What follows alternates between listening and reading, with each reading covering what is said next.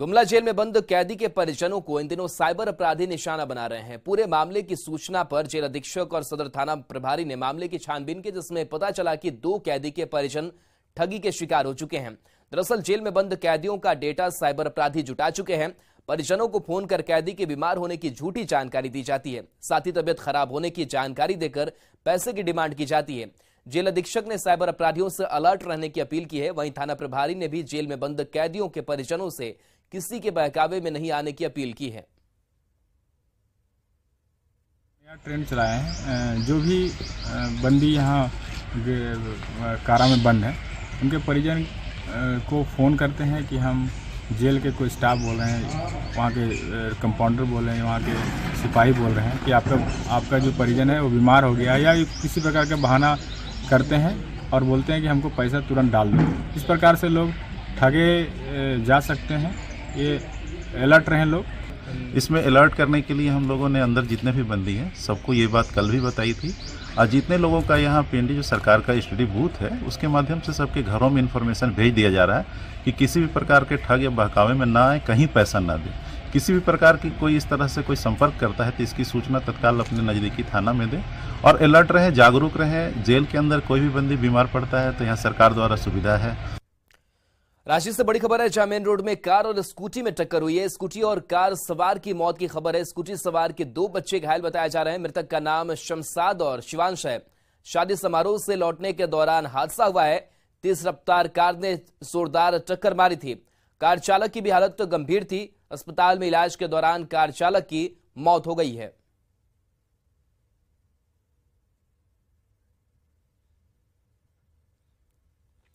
खबर गिरिडीह से है, जहां छठियारी के भोज में मछली भात खाने से करीब 12 लोग बीमार हो गए हैं। इनमें अधिकतर बच्चे शामिल हैं। बेंगाबाद प्रखंड के गेंडरो गांव की यह घटना बताई जा रही है, जहां नवजात की छठियारी की जा रही थी। इसमें मछली भात खाने से लोगों की सेहत खराब होने लगी और उन्हें उल्टी दस्त की शिकायत होने लगी। इसके बाद आनन फानन में सभी को अस्पताल में भर्ती कराया गया, जहां सभी का इलाज चल रहा है।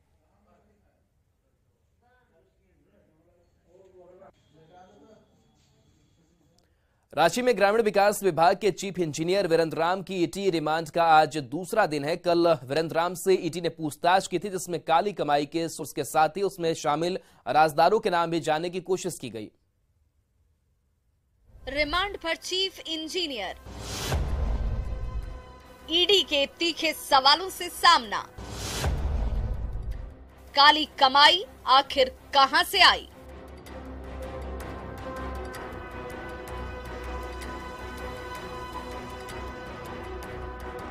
₹1.5 करोड़ से ज्यादा के सोने चांदी के जेवरात का जखीरा।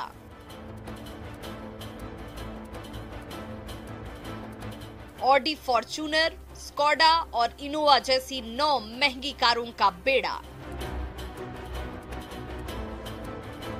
दिल्ली, रांची और जमशेदपुर के पॉश इलाके में आलीशान बिल्डिंग। आप भी चकरा गए ना? हर महीने नियत मासिक पगार पाने वाले एक सरकारी मुलाजिम आखिर रातों रात अरबपति कैसे बन बैठा? ईडी ने जब देश भर के 24 ठिकानों पर लगातार 2 दिन तक छापेमारी की, तो झारखंड के ग्रामीण कार्य विभाग के मुख्य अभियंता वीरेंद्र राम की काली कमाई के पूरे देश भर में फैले साम्राज्य की परत दर परत खुलकर सामने आती गई। किसी ठिकाने से सोने चांदी के अंबार लगते गए तो कहीं से करोड़ों की कारों का काफिला मिलता गया। छापे में पता चले चीफ इंजीनियर के बिल्डिंग, फ्लैट, जमीन और मकान के खुलासे ने हर तरफ हड़कंप मचा दिया। करोड़ों के कैश के साथ साथ बैंक खातों में जमा अकूत रकम और निवेश के कागजात का हिसाब किताब तो ईडी अभी लगा ही रही है। देखिए, वीरेंद्र राम भ्रष्टाचार का एक छोटा नुमाइंदा है। इस खेल के पीछे बड़े बड़े राजनीतिज्ञ, सरकार में आसीन नौकरशाह और ऐसे कई मंत्रियों का संरक्षण है, ये मैं दावे के साथ कह सकता हूं। ईडी ने 2 दिन की छापेमारी में वीरेंद्र राम की बेशुमार संपत्ति का पता तो लगा लिया, पर उसने वो संपत्ति अर्जित कैसे की, उसमें किन किन नेताओं और अफसरों का हिस्सा है, कमीशन खोरी का नेटवर्क कहां तक फैला है, ऐसे कई सारे सवाल हैं जिसका जवाब केंद्रीय जांच एजेंसी को लगाना है। जाहिर है कोर्ट से मिली 5 दिन के रिमांड के दौरान ईडी के अफसर वीरेंद्र राम से इन्हीं सवालों का जवाब जानने की कोशिश कर रहे हैं और जैसे जैसे इस भ्रष्ट इंजीनियर के राजदारों के नाम सामने आएंगे, वैसे वैसे सियासी और प्रशासनिक महकमे में छिपे सफेद पोशों की असलियत भी सामने आती चली जाएगी। इस पूरी संपत्ति में सिर्फ और सिर्फ वीरेंद्र राम की ही भूमिका नहीं है, बल्कि बहुत सारे लोग हैं जो इस कमीशन के खेल में उनकी भी हिस्सेदारी रहती थी। एक पहला अगर हम कहें तो पहला मोहरा पकड़ा गया है, अभी कई मोहरों पर दाव लगेंगे और ऐसे लोग पकड़े जाएंगे जो शायद चौंकाने वाले होंगे। रिमांड के दौरान ईडी के तीखे सवालों का सामना कर रहे चीफ इंजीनियर वीरेंद्र राम के सामने अब कोई चारा बचा नहीं है, क्योंकि उसकी काली कमाई अब देश की जनता के सामने आ चुकी है। झारखंड के ग्रामीण कार्य विभाग के मुख्य अभियंता वीरेंद्र राम का पैतृक घर बिहार में है। सिवान जिले में मैरवा प्रखंड के लेबरी गांव में घुसखोर इंजीनियर के बारे में पता लगाने न्यूज 18 की टीम पहुंची तो वीरेंद्र राम के बारे में कई जानकारियां मिली। 21 फरवरी को ईडी की टीम लेबरी गांव पहुंची थी, जहां घर में छापेमारी की गई, वहीं परिजनों से भी पूछताछ की गई। इस दौरान कुछ कागजात के साथ बैंक पासबुक और कुछ कैश जब्त किए गए। ईडी की कार्रवाई से वीरेंद्र राम के परिजन नाराज भी दिखे। आरोपी चीफ इंजीनियर वीरेंद्र राम के पैतृक गांव लेबरा से अधिक जानकारी दे रहे हैं सिवान संवाददाता मृत्युंजय सिंह। करीब 125 करोड़ का साम्राज्य खड़ा करने वाले झारखंड के मुख्य अभियंता वीरेंद्र कुमार राम के घर हम पहुंचे हुए। आप देख सकते हैं ये उनका मकान है। यहाँ उनके भाई, उनके पिताजी सहित जो फैमिली के मेंबर है ये रहते हैं। आप देख सकते हैं फिलहाल ईडी की टीम द्वारा उन्हें हिरासत में लेकर पूछताछ की जा रही है। आप देख सकते हैं ये उनका मकान है और उनके भाई यहाँ मौजूद है। कुछ दिन पहले ईडी की टीम द्वारा यहाँ छापेमारी की गई थी सिवान जिले के मैरवा प्रखंड के लेबरी गाँव। आप देख सकते हैं जो मुख्य अभियंता है झारखंड में, उनका मकान है। उनके भाई भी यहाँ बैठे हुए हैं, देख सकते हैं। हम जानने की कोशिश करेंगे कि टीम आई थी तो क्या हुई और क्या पूछताछ कर रही थी। टीम यहाँ आई थी तो यही जांच पड़ताल कर रही थी कि यहाँ पर क्या है, कितना संपत्ति है, इसका ब्यौरा लोग ले रहे थे। तो यहाँ पर तो कुछ नहीं है, सब बड़े पिताजी का मास्टर थे, वो अपना उनके कमाई से सब कुछ यहाँ हुआ। यहाँ तो कुछ नहीं मिला। ईडी के टीम आई थी, उन लोगों को कुछ नहीं मिला और यही पूछताछ करके वो लोग यहाँ से गए। 125 करोड़ रुपए कही जा रही है कि अलग अलग जगहों पे संपत्ति, इस तरह का जानकारी नहीं, इसका तो हमको कोई जानकारी नहीं है। यहाँ पर तो जीरो है, यहाँ पर तो कुछ नहीं है, यहाँ पर कुछ नहीं है। आप लोग का प्रॉपर्टी, अपना जमीन सब? हाँ, हम लोग का प्रॉपर्टी है, अपना भर 2 कट्ठा जमीन है। और आपका नाम क्या है? मेरा नाम घोषाल राम है। क्या हुए आप उनके? हम उनके भतीजे लगे। हाँ, और इंजीनियर साहब के भाई हैं।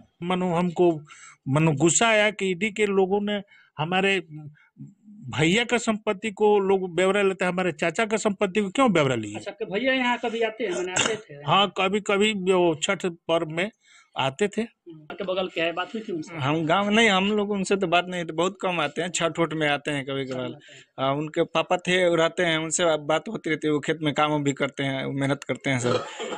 बात हुई है उन लोगों से? हम लोग कुछ नहीं कर क्या करे से इंजीनियर बाप रे, हमने से कुछ बात हुई ना, आज ले समूचरना होला। 7-8 साल वो एक लड़की के, उसका बहन का शादी था, मने चचेरी बहन का। हाँ, वही रहता ही है। कुल मिला कर ईडी की टीम उनसे पूछताछ करी और कहा यह जा रहा है कि अवैध तरीका से उन्होंने करीब 125 करोड़ रुपए अर्जित किया है, जिसका जांच की जा रही है। मृत्युंजय सिंह, न्यूज 18 सिवान। रामगढ़ विधानसभा उपचुनाव में कांग्रेस के प्रदेश अध्यक्ष राजेश ठाकुर ने यूपीए समर्थित कांग्रेस प्रत्याशी बजरंग महतो की जीत का दावा किया है। उन्होंने कहा है कि बजरंग महतो के समर्थन में जनसैलाब सड़कों पर निकला है और लोगों को आंखों में जीत के प्रति चमक दिख रही है। उन्होंने कहा कि रामगढ़ के लोग ममता देवी को इंसाफ दिलाने के लिए सड़क पर उतरे थे। उन्होंने दावा किया कि इस बार जीत का अंतर पिछली बार के मुकाबले 50,000 वोट से अधिक होगा। एक आंखों में चमक दिखाई देती है और आक्रोश दिखाई देता है कि किस तरह से ममता देवी को गिरफ्तार कराया गया, किस तरह से उनकी सदस्यता ली गई। लोग रामगढ़ के लोग बदला लेने के, मैं समझता हूं बदला दुगनी ताकत से ले रहे हैं। इसलिए 25,000 से नहीं, ममता देवी जो लगातार इनकी लड़ाई लड़ती रही है, बजरंग महतो को लोग 50,000 से वोट जितवाने जा रहे हैं, यही कह सकते हैं। रामगढ़ विधानसभा उपचुनाव में बीजेपी समर्थित आजसू प्रत्याशी की जीत होगी, ये दावा किया पूर्व मुख्यमंत्री और बीजेपी विधायक दल के नेता बाबूलाल मरांडी ने। उन्होंने दावा किया कि जनता इस बार वोट के माध्यम से हेमंत सोरेन सरकार को जवाब देगी।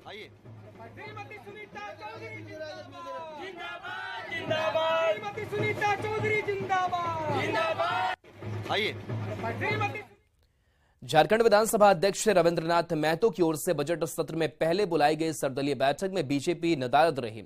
इस पर सीएम हेमंत सोरेन ने सवाल उठाया तो जवाब में बीजेपी विधायक सीपी सिंह ने कहा कि अब तक बीजेपी विधायक बाबूलाल मरांडी को विपक्ष के नेता का दर्जा नहीं मिला है। स्पीकर तटस्थ रहने की बजाय बार बार सरकार का समर्थन करते हैं, तो बीजेपी स्पीकर की बुलाई गई बैठकों में क्यों जाएगी।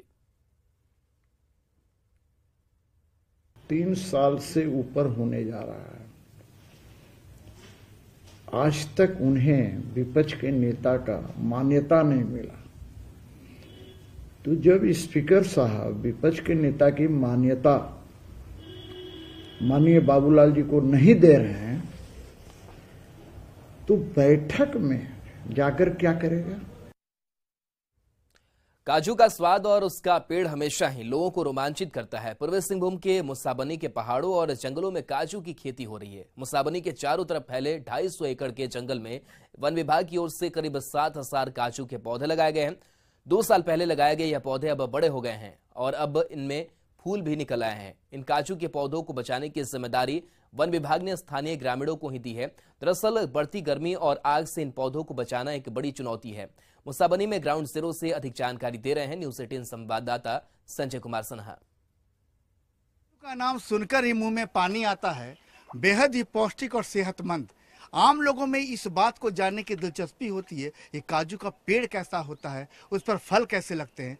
तो आपको बता दें कि हम इस समय मौजूद हैं पूर्वी सिंहभूम के मुसाबनी प्रखंड के एक गांव में, जहां पहाड़ों पर किस तरीके से वन विभाग की ओर से काजू की खेती हो रही है। हमारे आसपास जितने भी पौधे देख रहे हैं, जो बिल्कुल यहाँ पर हरे हरे चौड़े पत्ते आप जो देख रहे हैं, बिल्कुल अमरूद के पौधे की शक्ल में, ये तमाम पौधे काजू के हैं और अब इनमें फूल आने शुरू हो गए हैं। लेकिन वन विभाग की ओर से इन जो चूंकि जंगल में सारे पेड़ हैं, तो संभालने की जो जिम्मेदारी दी गई है यहाँ गांव की पहाड़ की बेटियों को दी गई है। तो ये जो काजू के इतने सारे पौधे हैं, इन्हें बचाने की जिम्मेदारी किस पर? आगे आ जाओ सर। ये वाली जिम्मेदारी हम ही लोग को ही है, क्योंकि जंगल के साथ साथ क्या बोलते हैं, ये भी हम लोग देखभाल करते हैं, क्योंकि ये भी एक पर्यावरण का ही हिस्सा है सर। क्योंकि इसमें से हम लोग इसमें हम लोग को फल देते हैं, फूल देते हैं। फल हम लोग खा के भी रहते हैं सर। और अभी तो फल नहीं हुआ, अभी तो फूल ही आया है। फूल आया। देखिए आपको हम दिखला दें कि काजू का पत्ता जो होता है ये कैसा होता है। देखिएगा, ये काजू का पत्ता थोड़ा सा अमरूद के पत्ते की तरह ही होता है, लेकिन चौड़ा होता है। और आप देख रहे हैं कि काजू के अगर तने की बात करें तो इसका पेड़ ज़्यादा ऊंचा नहीं होता है। और आप देख रहे हैं कि यहाँ पर कई शाखाएं निकलती है, और शाखाएं जब आमतौर पर ये पौधे जो है अब थोड़े से बड़े हो गए हैं, और अब इनमें चूंकि अब इसमें देख रहे हैं कि एक पौधे में यहाँ पर फूल भी आना शुरू हो गया। देख रहे हैं यहाँ पर फूल आना शुरू हो गया है। हमारे साथ वन विभाग ने जिन्हें इन काजू के पौधों के बचाने की जिम्मेदारी दी, उनसे बात करेंगे। ये पूरे वन विभाग की ओर से इस जंगल में पहाड़ पर कितने पौधे लगाए गए हैं? 7,000 पौधे हैं। यह काजू का 7,000 पौधे हैं। अभी फूल दिया हुआ है। हम लोग का धूप का सीजन में बहुत तकलीफ हो जाता है, क्या के लिए आगी में बचाने के लिए हम लोग दिन रात मेहनत करता है। मतलब क्या आपका कहना है कि गर्मी के दिनों में पत्तों में आग लग जाती है? हाँ, आग लग जाता है पत्तों में। इसीलिए दिन रात हम लोग इसको मेहनत कर रहा है, और मेहनत करके बड़ा किया है। अभी फूल भी दिया हुआ है। अभी जो फूल दिया हुआ है फल होगा। अच्छा, ये जो है, ये जो पौधा हम देख रहे हैं, ये पौधा कितने कब लगाया गया था इन पौधों को? 2 साल हुआ है। 2 साल में पौधे इतने बड़े हो गए। हाँ। तो अब ये जो फूल जो हम देख रहे हैं कि ये जो फूल है, इन्हें फल आने में बदलने में कितना समय लगेगा? ज्यादा समय नहीं लगेगा, ऐसे 2-3 महीना लग जाएगा। अभी छोटा छोटा में बड़ा हो जाएगा ना, 2 महीना लगेगा। तो देख रहे हैं तकरीबन मूसाबनी के इन जंगलों में, घनघोर जंगल है, 250 एकड़ में फैला जंगल है और इन जंगल में 7000 काजू के पौधे लगाए गए हैं। जाहिर है कि इन पौधों को बचाने की जिम्मेदारी ग्रामीणों को ही दी गई है, लेकिन गांव की बेटियां भी सजग है और जाहिर है कि जब काजू की खेती गांव पर हो रही है तो गांव भी चर्चा में है और लोग ये जानने को बेहद उत्सुक हैं कि जब इनमें काजू के फल आएंगे तब इस जंगल का नज़ारा कैसा होगा। कैमरामैन संत के साथ संजय कुमार सिन्हा, न्यूज़ 18, मूसाबनी, पूर्वी सिंहभूम। खबर जमशेदपुर से, जहां एक अनोखी फुटबॉल प्रतियोगिता लोगों के बीच चर्चा का विषय बनी हुई है। दरअसल डुमरिया में राजाबासा दासोडी गांव में फुटबॉल प्रतियोगिता होती है। खास बात यह कि इसमें केवल गांव के ही जमाई और जमाई की टीम को ही खेलने की इजाजत है। इस गांव में दूसरे साल एक दिवसीय सुपर जमाई फुटबॉल प्रतियोगिता का आयोजन किया गया। फाइनल मैच में पोटका विधायक संजीव सरदार मौजूद रहे। इस साल चैंपियनशिप में 16 टीमों ने भाग लिया, जिसमें रोमांचक फाइनल मुकाबले में नुनिया की टीम ने जामशोल को हराकर 10,000 रुपए का पुरस्कार जीता।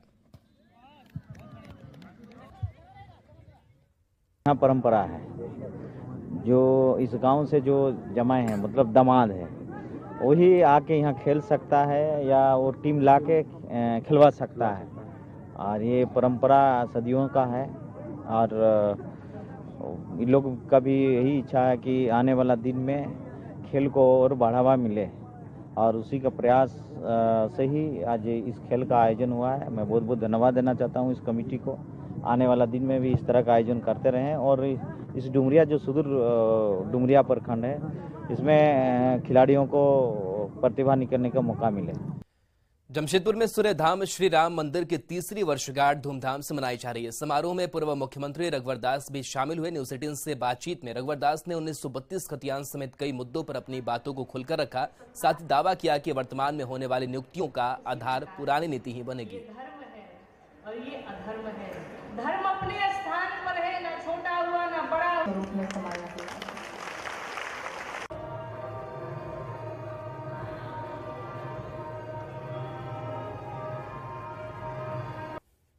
ये भी चर्चा में है कि 1985 पर जो कट ऑफ डेट आपने दिया था 2016 में, क्या उसके आधार पर नियुक्तियां होने की बात है?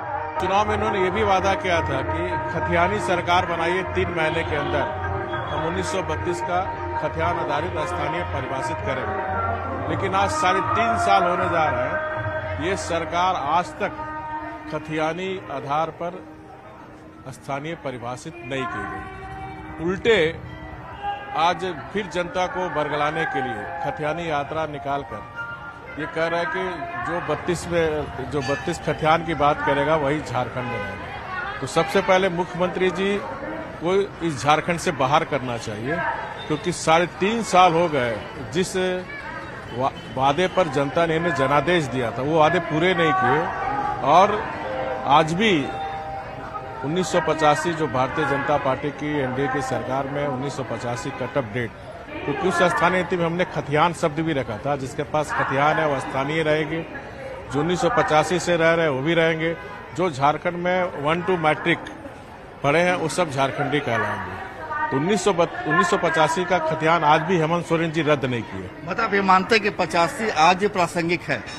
नहीं, लागू है आज, प्रासंगिक नहीं है। आज भी राज्य सरकार उसे कैंसिल नहीं की है, क्योंकि राज्य सरकार हेमंत सोरेन अच्छी तरह जानते हैं कि 1932 के आधार पर खतियान परिभाषित नहीं हो सकती। क्या भक्ति के जरिए शक्ति की मांग की जा रही है? हम भारत कभी विश्व गुरु बना हुआ है तो अध्यात्म के बल पर, तो भगवान राम सबको आध्यात्मिक शक्ति दे और भक्ति भाव से सब भगवान की पूजा करें, ताकि हम फिर से हमारा देश दुनिया का सिरमौर अध्यात्म क्षेत्र में बने। कैमरामैन संत के साथ संजय कुमार सिन्हा, न्यूज़ 18, जमशेदपुर। राजधानी रांची के हटिया ग्रिड से आज 3 घंटे बिजली आपूर्ति बाधित रहेगी। दरअसल हटिया ग्रिड में आज कई खराब उपकरणों को बदलने का काम किया जाएगा, जिस वजह से राजधानी के कई मुख्य इलाकों में दोपहर 12 बजे से 3 बजे तक बिजली आपूर्ति बाधित रहेगी। इसमें काके, अरगोड़ा और धुरवा जैसे शहरी इलाके शामिल हैं, जबकि ग्रामीण इलाकों में बेड़ों में भी आज बिजली आपूर्ति बाधित रहेगी। दरअसल होली और आगामी विधानसभा सत्र को देखते हुए हटिया ग्रिड को दुरुस्त किया जा रहा है। ज्यादा जानकारी दे रहे हैं न्यूज़ 18 संवाददाता संजय कुमार सिन्हा। रांची के आज कई मुख्य इलाकों में बिजली आपूर्ति बाधित रहेगी। दरअसल राजधानी रांची के हटिया ग्रिड से आज 3 घंटे के लिए मेगा पावर ब्लॉक किया गया, मतलब इमरजेंसी शटडाउन। यह बिजली आपूर्ति दोपहर 12 बजे से दोपहर 3 बजे तक बाधित रहेगी।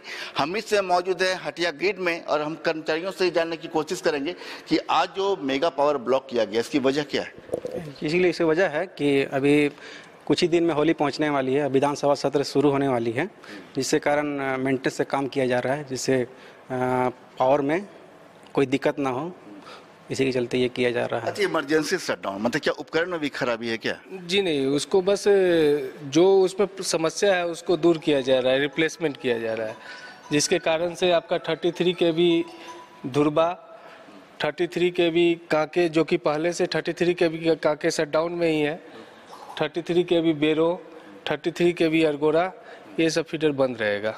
देखिए दिखला था कि यहीं से जो हटिया ग्रिड से जहां मुख्य इलाकों में बिजली आपूर्ति की जाती है, विधानसभा आप देख रहे हैं, विधानसभा बेड़ो, फिर आप यहां पर देख रहे हैं कांके, ये जिन इलाकों में आपको आज बिजली आपूर्ति बाधित रहेगी, ठीक दोपहर 12 बजे यहीं से यहाँ पर बिजली आपूर्ति कट कर दी जाएगी। तमाम जगहों पर जो मेन मुख्य जगह कहे जा रहे हैं कि कांके, धुरवा, अरगोड़ा, ग्रामीण इलाकों में बेड़ो, इन तमाम जगहों पर आज बिजली आपूर्ति बाधित रहेगी। लेकिन ये बिजली आपूर्ति जो बाधित होती है, क्या इसके पीछे क्या आप लोग जो उपकरण जो लगा रहे हैं या कोई मेंटेनेंस का काम चला है, क्या उसको अपग्रेड करने का भी ये कुछ है? अपग्रेड करेंगे? अपग्रेड नहीं करेंगे, इसको दुरुस्त करेंगे। अपग्रेडेशन में तो होता है, बहुत सारा सामान उसका लगता है, लेकिन ये दुरुस्त किया जा रहा है कि आगामी जो है होली और फेस्टिवल है उसके मद्देनजर किया जा रहा है ये काम। तो 3 घंटे की थोड़ी सी समस्या होगी, आपको बिजली आपूर्ति बाधित रहेगी, लेकिन हाँ पहले से प्लानिंग कर लें, सूचना लोगों को दे दी गई है। लेकिन जाहिर है कि जब अभी से सब कुछ उपकरण दुरुस्त कर लिए जाएंगे तो आपको आने वाले समय में त्योहार के समय परेशानी नहीं होगी। संजय कुमार सिन्हा, न्यूज़ 18 रांची। और इसी के साथ इस बुलेटिन में इतना ही। एक नजर इस वक्त की